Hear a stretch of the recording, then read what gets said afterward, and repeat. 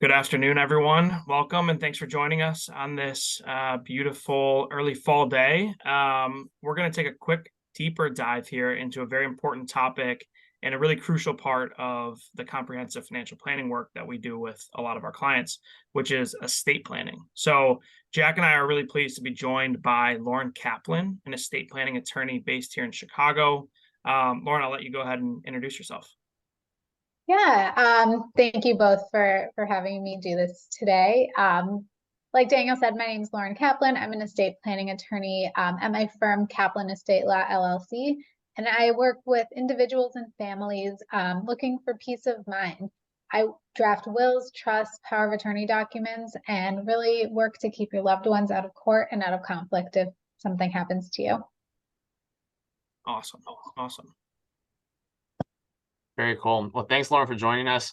My name is Jack O'Connor. I'm an advisor with O'Connor Financial Group and head up our financial planning in-house. And I just want to do a quick introduction as to what the goal of our time is today. For those of you who we do work with professionally or maybe don't yet, the goal of these webinars is to provide education with actionable advice to do two things first and foremost. One is to continue getting your financial house in order. And two is move you towards a place of financial contentment the best we can. And so with that, I want to open it up to our panel discussion. Daniel's going to lead us off with our first question for Lauren. Yeah, Lauren, kind of a softball, easy first question here. But before I was in the industry, I didn't know the answer to this. So how would you define what is an estate? Does everyone have one? Yeah, that's a great question. So an estate is basically everything you own. It's your home, your personal property, your bank accounts, your investment accounts, your retirement accounts, your life insurance policies, business interests, really anything that you have legal title to. And when you say the word estate, it really refers to everything that you have at the time of your death. Awesome. So when you hear about the term estate planning, what is the basic definition that you like to use to describe estate planning for people that aren't familiar? Sure. So estate planning is really the process of organizing your assets, organizing your property and finances to ensure that your wishes are carried out after your death, or if you become incapacitated and not able to make your own decisions. So this includes naming a representative who will be in charge of your assets after your death or during incapacity, as well as naming beneficiaries or who will receive your assets after you pass away. And then if you have minor children, it also includes naming legal guardians to take care of your children if you're no longer around. Awesome. So a follow-on to that is when we discuss estate planning with some of our clients, they let us know, hey, I've already put the beneficiaries in place on my IRAs, for example, or on a TOD account. Is that estate planning? Does that accomplish the same goal? So naming beneficiaries is one part of estate planning, but it's definitely not the be-all end-all. It's rarely enough, and especially if you have minor children, it's not enough. And that's because minor children can't accept assets. So if you were to name a child as a beneficiary on one of your accounts, and then you pass away, somebody would have to go and petition the probate court to open a guardianship estate on behalf of that minor child. And then whatever assets you left that child or those children would be held up in court until they turn 18. So this means that the judge would be in charge of saying, yes, you can spend money on this thing, or no, you can't spend money on this other thing. And then when the child turns 18, whatever is left in that account is just handed to the child outright for an 18-year-old, college freshman or high school senior to really do whatever they want to do with that money. So I don't think beneficiary designations are really enough estate planning for most people, and especially not if you have minor children. Before we get on to our next question, I guess kind of a follow-on from that is, let's say I do want my retirement accounts that do have beneficiary designations in place for my wife right now to eventually benefit my child. What is the only way for me to ensure that is to have proper documents in place? And if so, what should those specifically spell out if I do want my 9-month-old child to receive those assets down the road? Yeah, that's a great question. So the best way to do that is to create a living trust. And when you create a living trust, what you can do is name somebody as trustee who will be in charge of your children's assets if you were to pass away. And this keeps those assets out of court. And it also directs how the trustee should use those assets and at what time frame. So you could say that they can use those assets. Generally, it's health, education, maintenance, and support. But you could also give ages or stages when the child can have access to those assets and can withdraw money, at their discretion. So I see a lot of times people will say, my child can access up to 25% of the assets when they turn 25. They can access up to 50% at 30. And then when they're 35, they can take out as much as they want. Perfect. And you said you use a couple different terms there. Just want to make sure we define for everyone. So a trustee is someone, what's the definition of a trustee? And then the follow-on to that is who is an appropriate person to be a trustee when thinking about drafting these documents? Yeah, so a trustee is a fiduciary. They're a person that you nominate to be in charge of your assets if you were to pass away or to become incapacitated. So they would be able to access and manage everything that's in your trust, and also be in charge of your children's trust if you've set it up that way. So they can spend the money, they can invest the money, they can distribute the money. They really have full access to do, what you would do if you were able to make those decisions. Perfect. And then for our clients that are on this webinar, just to make an added layer of clarification there. So we work as a firm with corporate trustees, but we do not serve as a corporate trustee ourselves. And so we've had clients that want to name us as the corporate trustee on their estate planning documents, which we can't actually fulfill. So there are corporate trustees out there that you can name in your documents that have a expertise in helping people in this way. And then we would continue working as the investment advisor and planner on that relationship going forward alongside with the corporate trustee. Just a clarification on some of the logistics and how this stuff actually works out down the road. So Dale, do you want to ask the next question? Yeah, and this one is sort of personal for me because I never knew what the answer was to this before. When is the best time to get these documents in place or to begin the process of estate planning? Whether that be age or life stage, when do you start working with clients, and when is the best time, in your opinion, to get this process started? Yeah, that's a great question. So just at a baseline level, in Illinois, if you have over $100,000 or you own real property, your estate is going through probate court. So if that's something you want to avoid and you meet either of those criteria, that's a very basic level of I need to have an estate plan in place. But there are also a lot of triggers where I say, you really should get started with this or you should update your estate plan. And those are things like getting married, having a baby, getting divorced, buying a house or buying other real property, starting a business, receiving an inheritance, or when you're starting to look at retirement. So you can make sure that you have everything in place. Okay. So for myself and for I think a lot of the clients Jack and I work with, that sounds like it casts a pretty wide net of almost everyone, right? It seems like a lot of people that we work with would need some of these documents in place. One question that my wife had when we started preparing our documents was, we're in the process of growing our family. Do we need to update our documents every time we have additional children? It's best practice, yes, is to update your documents, but that doesn't mean that any future children aren't going to be provided for. At least in my documents, I always provide for unborn or afterborn children. So in the documents, it refers to your descendants. So that would be all of your children, not just, the ones specifically named in that document at that time. But that said, it's generally pretty easy to just do, if you have a trust, to just do a trust amendment, which is just like a one-pager saying, I want to amend this section to add my second or third child. Okay. And then you touched on this word a little bit, but a trust. Can you give us a little bit more of a definition of what a trust is and when a trust becomes important relative to maybe just having a will? I think my initial thought with trust were that's for the ultra wealthy, and you kind of hear this term trust fund kid or whatever, the beneficiaries of a trust. Who needs a trust and what is a trust?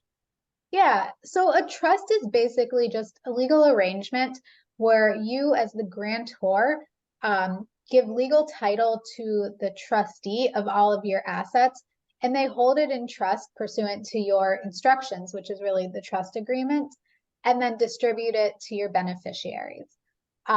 So it's a good question because I'm constantly asked by people, can I just do a will? Or they say, I just need to put together a basic will and name guardians. And a will is a great first step in estate planning, but it's really rarely enough for people, and especially people who have young children, because it won't keep your family out of court. And if your main goal is to make things as easy as possible for the people that you love, then a trust is really the best way to do it, as long as it is fully funded, meaning that you do transfer your assets into the trust, because you can really direct how your assets are distributed and during what time frame. And all of this can be done in the privacy of your attorney's office. It doesn't go through the court process, which is totally public. It's done in private. Nobody knows what your assets are or who they're passing to. One really important clarification there that I want to drill down a little bit more on is that you said you need to fund the trust. And so that's a thing we often bring up with individuals, especially when they're meeting with professionals like Lauren, is that if they have an estate plan done and the recommendation is to have a trust, nothing actually happens until you get the assets into the trust, which is a really key distinguisher. So can you speak more about that process, Lauren? Yeah, so funding the trust, the term is kind of a misnomer, but it really just means changing title of your assets into the name of the trust. So you would change it from your individual name.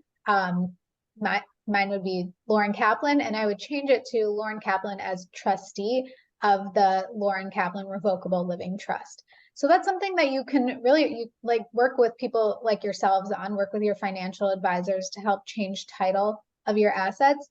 Or funding also includes naming the trust as a beneficiary of your assets. So where you would name your spouse or your adult child as a beneficiary, you would instead name your trust, and then that asset would then go through your trust and be distributed to the right people.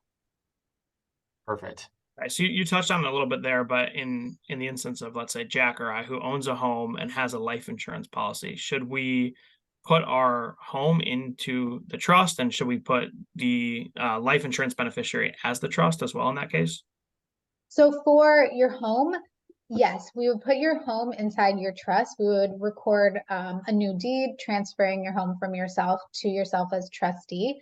And then for life insurance policies, we don't change title on those, but we do change the beneficiary. So yes, we would name the trust as the beneficiary of your life insurance policy. Great. Okay. We've got one last question I want to get to. That's going to be a little bit of a longer answer here in a second. But one other thing I want to drill down into was just talking about all the different documents that people need at a baseline level. One that came up a lot, unfortunately, that was spurred on by the pandemic was healthcare directives. And what are healthcare directives? A lot of people, unfortunately, were in the hospital during the pandemic and did not have legal documents in place. And in certain situations, that caused issues. And so can you talk a little bit about what a healthcare directive is, what it isn't, and when it's beneficial? Yeah, so I recommend that every person over 18 has a power of attorney for healthcare in place. And what that does is it names an agent to make healthcare decisions for you if you are incapacitated for some reason, or if you can't make those decisions for yourself. And the biggest reason that I recommend people do this, aside from just choosing the person that you trust to make these decisions, is so you can keep yourself out of guardianship court, out of adult guardianship court. Because again, that's a court process. Somebody has to petition to be appointed as your guardian. You have to check in with the court. It's a process that's unnecessary, and you can avoid it with really simple documentation. The healthcare power of attorney, as well as a living will, they can help provide guidance to your agent about the kinds of healthcare decisions you want them to make. So it can be pretty broad, saying, I don't want to be kept on life support if there's no chance of me recovering. Or people can make it as detailed as possible. I worked with a doctor recently who she wrote her own paragraph as to in what circumstances she's okay with her agent keeping her on life support. And I think it was something like, I can be on life support for 2 weeks as long as it's pursuant to these conditions. And so really, I mean, it's very personal to you, and you can make it as detailed or as broad as you want. Yeah, and then one of the things that you had brought up in your weekly email that you sent out to people on your mailing list, which I would encourage people to sign up for, is with students going back to school, specifically college students going off to school. This is a really common area of issue that you can talk a little bit more about. But basically, when someone's 18, their parents, I don't believe, can legally make those decisions anymore, even though a lot of times parents don't realize that. So can you talk a little bit more about that specific situation?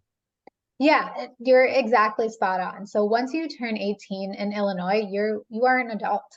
No matter if you feel like an adult or not, legally you are an adult, and your parents can't make these decisions for you without explicit permission. So we really want to avoid a situation where, in a horrible situation, something happens to an 18-year-old or a 19-year-old in college, and they don't have anybody who can legally make decisions for them.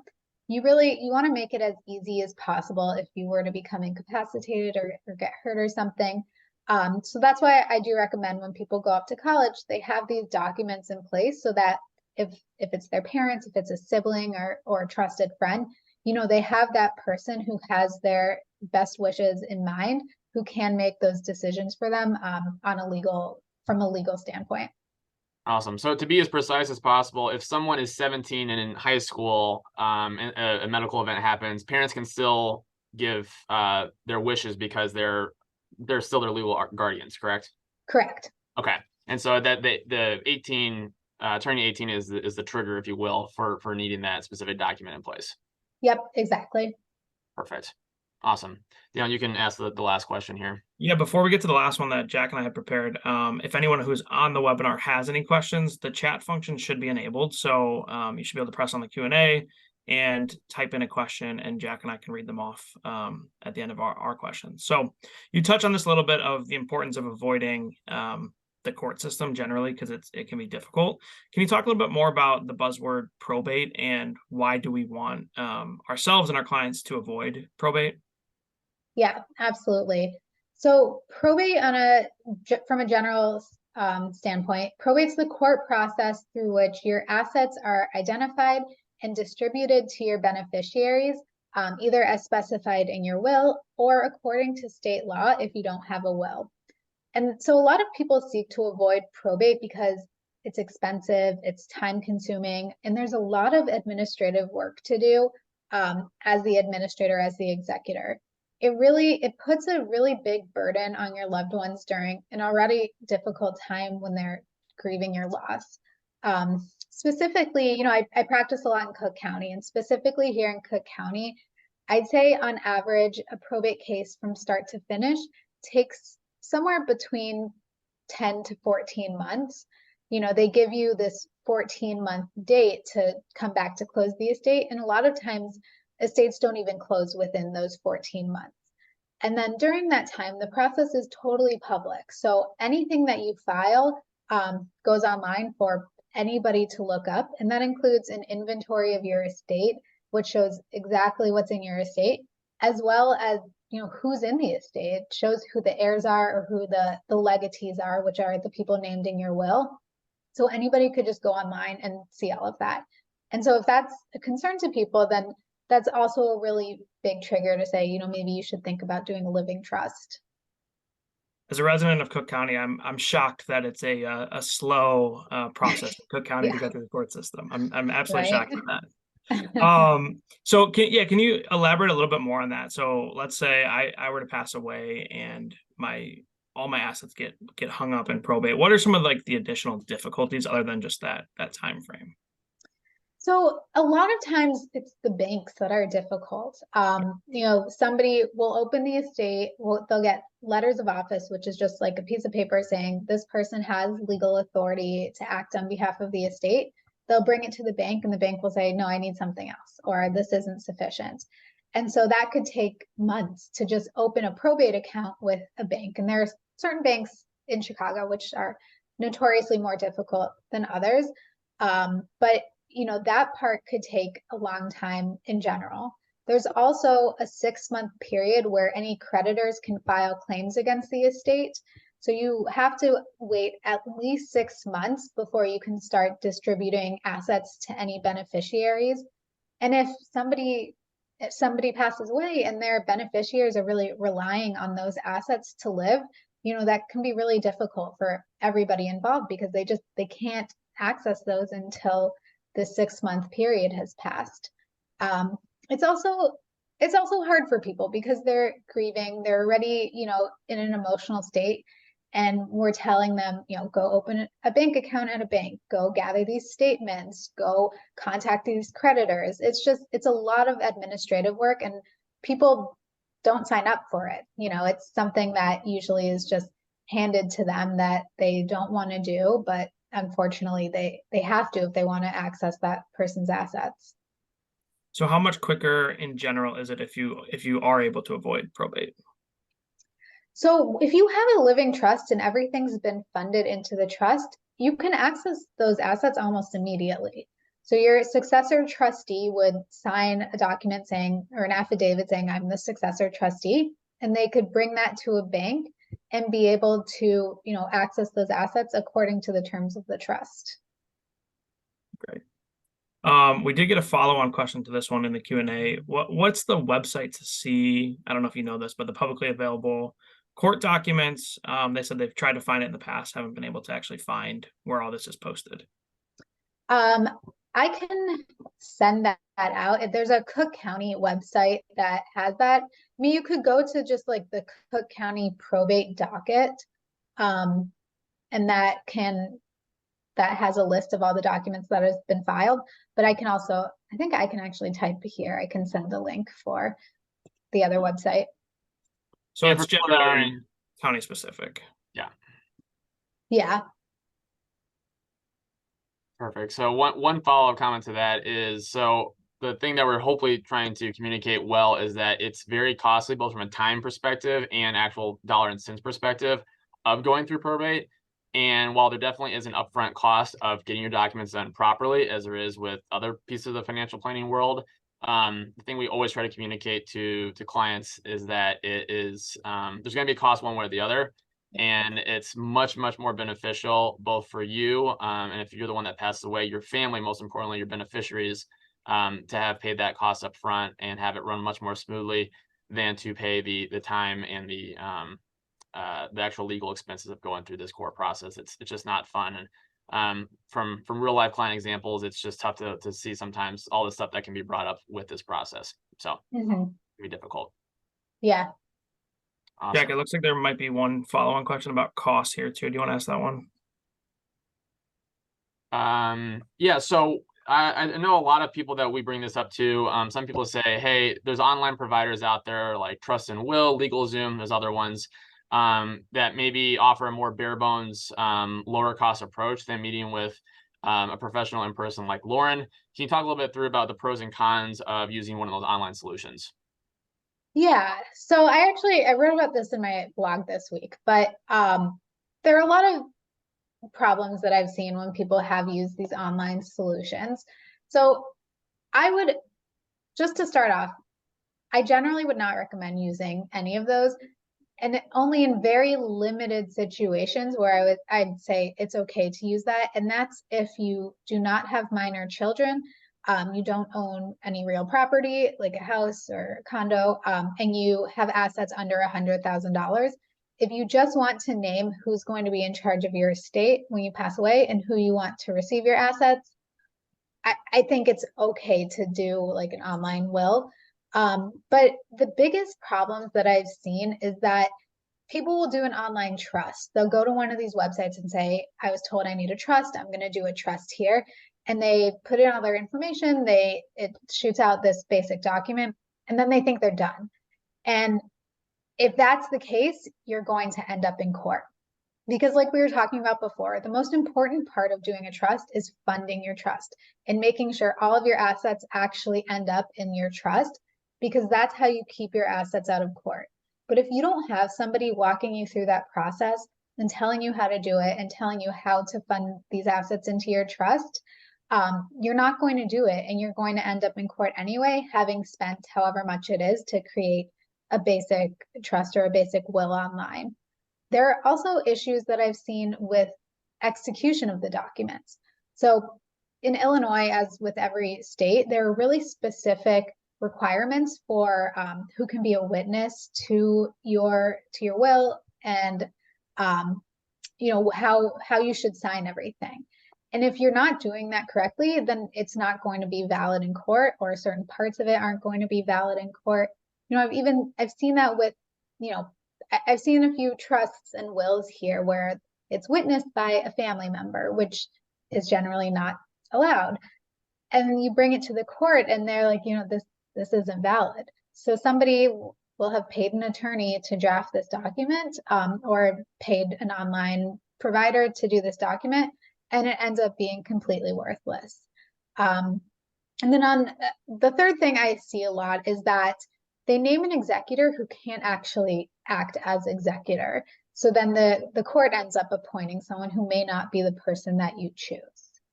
So yeah, I'd say the funding is the biggest thing that I have an issue with the online providers, but there are several other issues I see as well. And can you define what an executor is? Yeah, so an executor is the person that you are choosing to be in charge of your estate. So it's similar to a trustee, where they're your personal representative who can manage your assets, sell your property, pay your taxes, pay your debts, really deal with everything after you're gone, or in the case of a trust, if you become incapacitated as well. Definitely. We are working with one of our clients passed away in the past 3 or 4 months, and working very closely with the executor to close everything out. And it needs to be emphasized. It's a very big job. Depending on, every state is different, obviously. But sometimes it can be very administratively taxing to do that role. And so it's very important to actually communicate to who you want to be the executor that you are going to name them in your documents, and that they're understanding and okay with that. And if not, find someone who is willing to take that role on, because it's a very important role that shouldn't be taken lightly. Yeah, for sure. Tough one. All right. Any other questions for any of the attendees? Want to make sure we answer everything the best we can while we have a few more minutes on here.